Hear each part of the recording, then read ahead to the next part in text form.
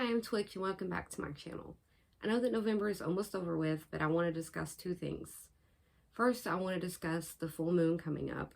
It is Monday at 4:30 a.m. Eastern Standard Time, and I wanted to talk to you about working with the moon when it's full.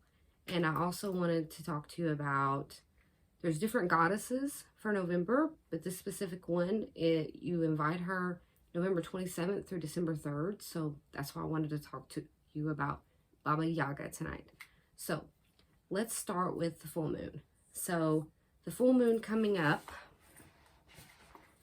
on Monday is the Beaver Moon. So I wanted to talk to you about it first.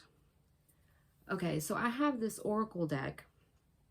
It's Queen of the Moon Oracle by Stacey Demarco.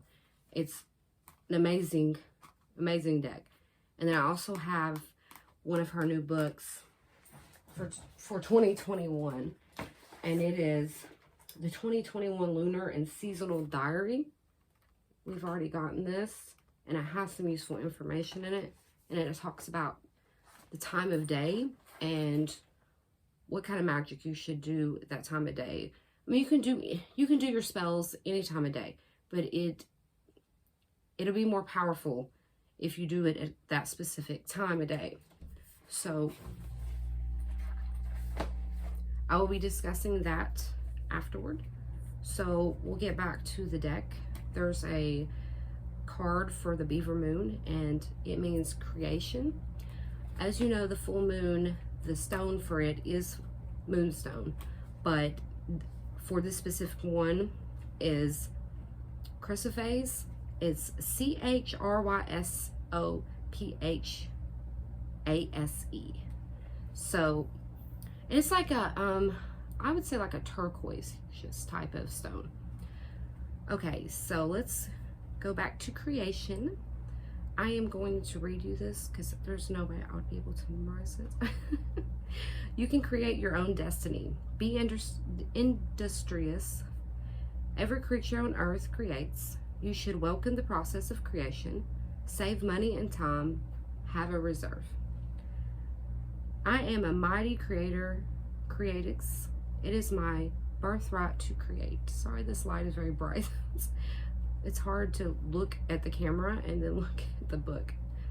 There is a good reason for the saying, busy as a beaver, for the beaver is truly an industrious animal. Not only do they create sophisticated architecture, lodges, their semi-submersible homes, but they change the course of rivers and waterways through strategic damming. They create new environments for themselves and other animals. Like the beaver, we too can create with industriousness and vigor. Everyone is creative, not just those who are considered to be creatives, such as artists, designers, musicians, and writers. We all can be encouraged to think more creatively. So solve problems outside of square solutions, to invent new ways, and to imaginatively break new trails. This moon is the moon of taking action. Our northern hemisphere ancestors at this time would be preparing for winter. They would be preserving food, preparing skins, gathering medicines, strengthening their homes if they were not nomadic, and preparing to move to better hunting grounds if they were. Anyone who didn't work hard at this time would likely suffer greatly for it when winter came. The time to take action is now. So, if whatever you want, you gotta work hard to get it, and you gotta start now. I mean, there's no reason to keep waiting. Trust me, it's not doing you any good to do that, and I am really bad about that. So I can say that from experience. So the different things that you can, the different types of spells you can work with, or magic, whatever, for a full moon, these are the ones. Creating harmony in relationships, bringing peace into a marriage, prophecy and divination. And divination and prophecy, I would say that would be like working with your pendulum. Some people work with Ouija boards. I personally do not. I think it's dangerous, and most of the time it's lies. Okay, so palmistry. That is something I want to talk to you about soon. I got a palmistry kit and I still have not opened the box. I thought about doing that with you guys. I have looked up a few things, and I even had this app at one point, and I have this palm already. If any of you have seen any of our collection, we have this palm, but it's like a ceramic one, and it's not, I wanted one that could lie flat and I could actually look at it, you know. But anyway, divination, there's so many, well, that's for another day. One day we'll just talk about all the different types of divination, because there is a lot. But scrying is one, or people call it crystal ball gazing, but you don't just use a clear quartz crystal. You can use black obsidian, a black obsidian sphere, or you can use a black bowl. Some people put water in them, and then you can also use a black scrying mirror. There's all different ways to scry. Like, there's so many different ways to make a wand. It doesn't have to actually be a wand, and I'll show you mine one day. But anyway, there are tarot, there's tea leaves. There's so many divination techniques. So, stopping arguments between lovers or friends, bringing about a new romance, unleashing musical talents, removing psychic blocks, protection of home and property. That one is very important. We've discussed different ways to protect ourselves in our home.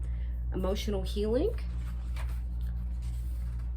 general spells for luck, advancement of career or work, boosting self-confidence, any part of your life that needs extra power.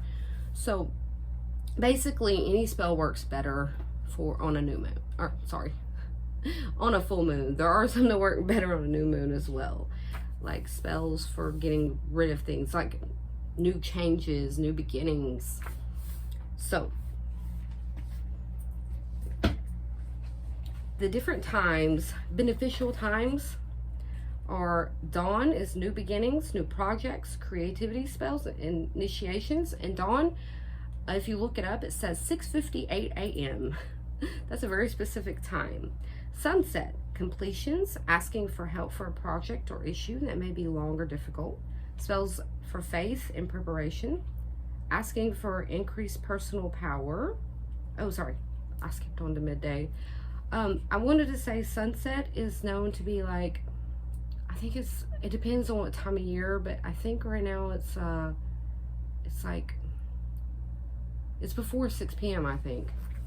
It's around that time. I think that the AM and PM, like dawn would be like 6:58 a.m. and sunset would be maybe 6:58 p.m. It could be before then. I think it's 5:58. So anyway, midday, asking for increased personal power, asking for confidence and strength, asking for the courage to allow your light to shine, worshiping during the fire festivals such as Litha. Midnight, well, obviously you know what time midnight is. The witching hour, asking for self-confidence, asking for deep and lasting change, asking for help from your ancestors, turning dreams into reality. So,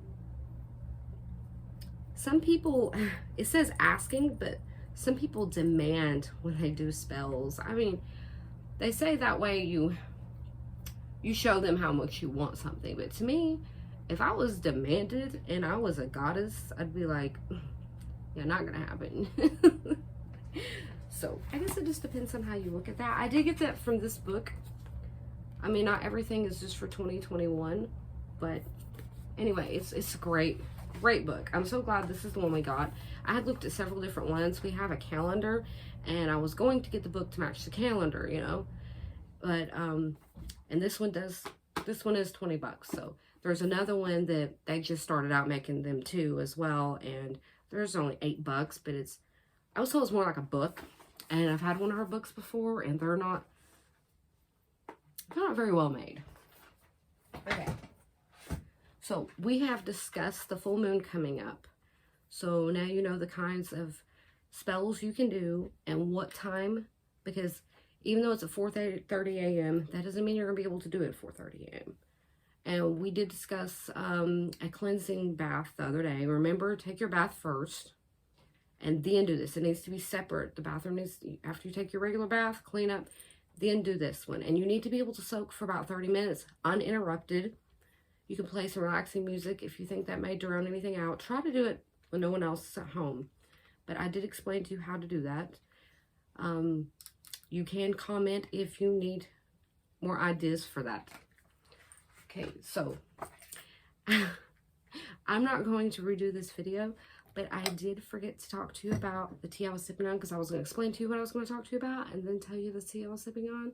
So I apologize for that. It's the first time I've done that.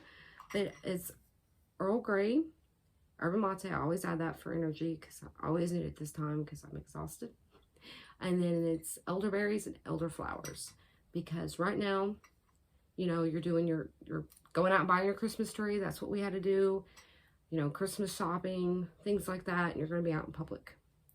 And as you know, COVID-19 is getting worse, and you need to have your immune system strong and ready to fight if it needs to. So anyway, I wanted to go ahead and explain that to you and apologize for that.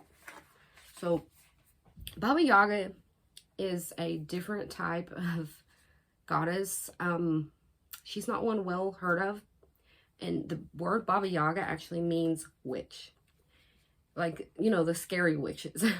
And it came from her, I do believe. So, anyway, I just wanted to explain that. As the sun continues its descent into darkness, we recognize the Russian... Oh my gosh, I can't believe I just done that. I already got my new book sticky from tea. Baba Yaga, who appears in folklore and fairy tales as a rather frightening character linked with death. Her home in the deep forest symbolizes the secret place where shamanic wisdom and hidden truths lie, waiting for us to bravely seek them out, as well as the isolation of winter when we metaphorically look within and face our fears of death. This week, we honor her and the annual season of endings, solitude, and decline that precede renewal. Instead of history, it's herstory. Like other winter goddesses, Baba Yaga is linked with darkness, decay, and death. And like many such deities, she's depicted as an old woman. Russian folklore portrays Baba Yaga as a cruel and bloodthirsty hag who lives in the forest and dines on children. According to some stories, she lives in a hut perched on huge chicken legs and surrounded by a fence made of bones and skulls. Baba Yaga uses a unique form of transportation to get around the forest, a mortar and pestle in which she grinds herbal medicines and the bones of her enemies. So, a lot of people do not realize that goddesses are not what they expect, them to be. Like Athena or something, you know. There was this makeup contest that I entered, and I was Athena, the Greek goddess, because I am half Greek and half Cherokee. So, you know, anyway, and you know, she's supposed to be beautiful, and they're not all great and beautiful like people think. I mean, if you're a goddess, you haven't lived like regular people have, so you don't have empathy and stuff, you know. So, prior to the advent of Christianity, which demonized many powerful goddesses and female spirits, this frightening deity occupied a position of respect. The mortar and pestle in which she rides identify her as a healer. Her ferocity symbolizes all that is wild and primal in nature. Old myths called her Mother Time and said she knew the secrets of the other side. Baltic lore describes her as a wise elder who guards the waters of life and death. Like many winter goddesses, she represents the necessity of death and destruction before rebirth can occur. We see this idea as a Slavic folk belief that a woman who ate the last grain from the harvest, known as the Baba, would give birth when springtime came.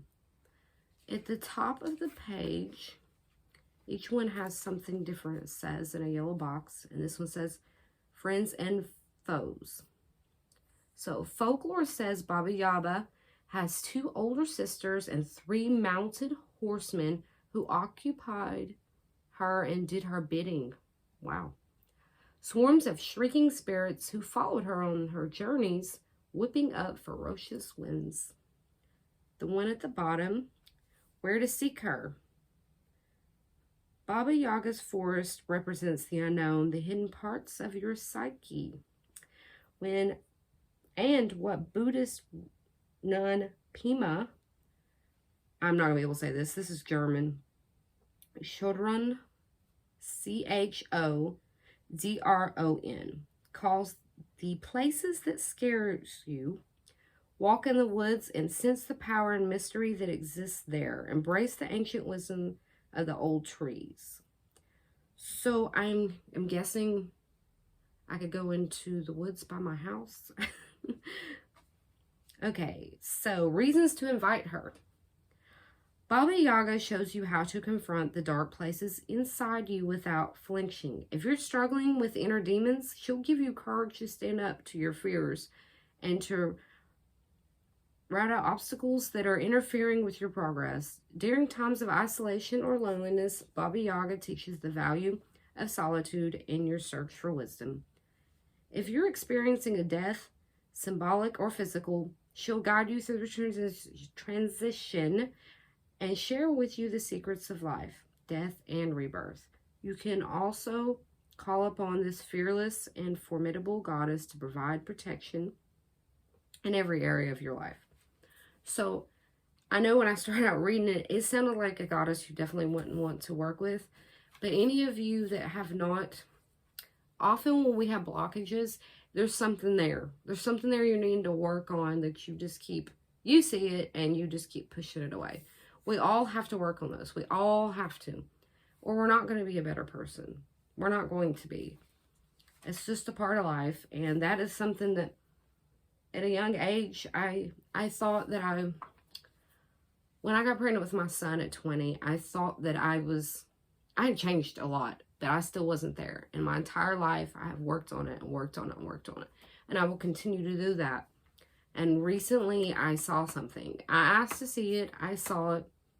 And I have been trying to, they're not things that I really need to work on. It's just things I need to accept now. I need to accept it and move on. I mean, we all have things we need to work on, but you get what I'm saying. Okay, so how to invite her. Call upon Baba Yaga to lend her fierce power to this herbal protection amulet. She'll help keep you and your home safe.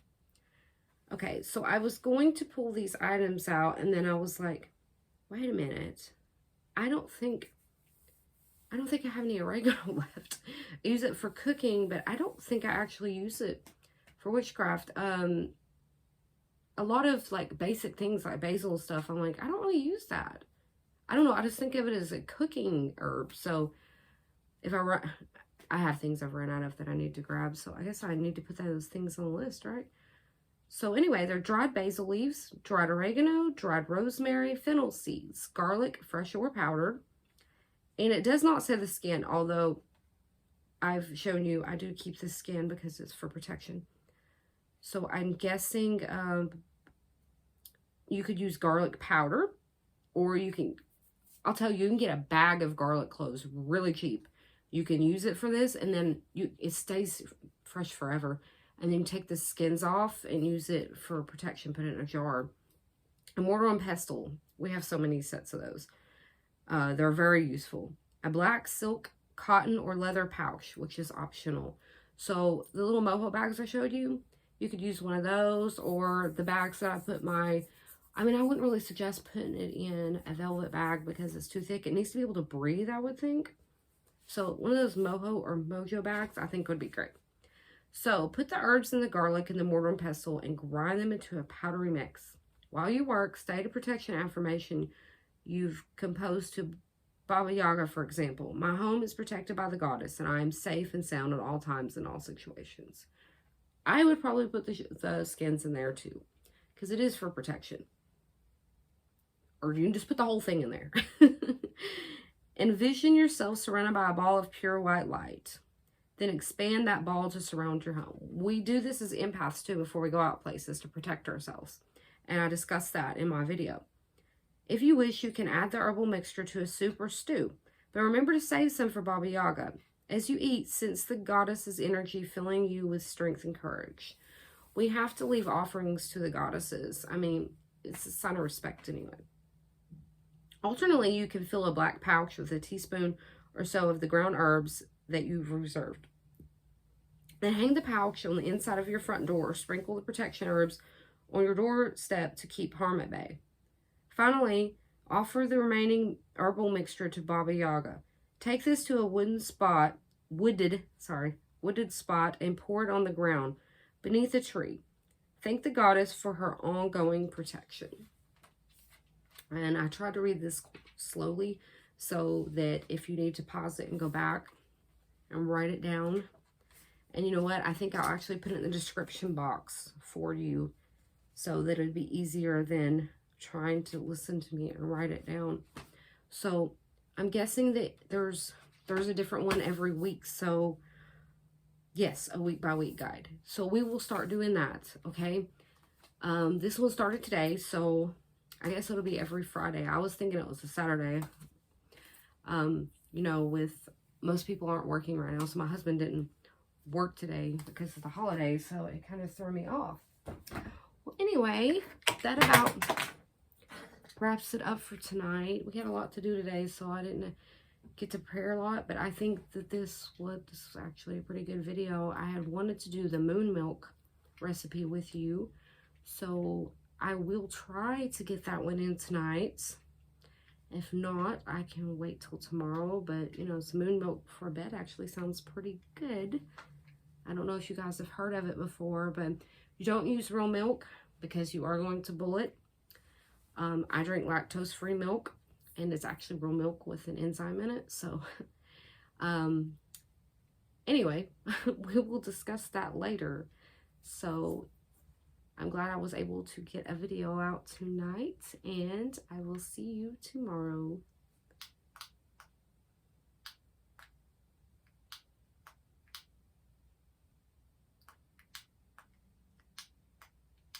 It's not working. Just gonna have to turn it off myself.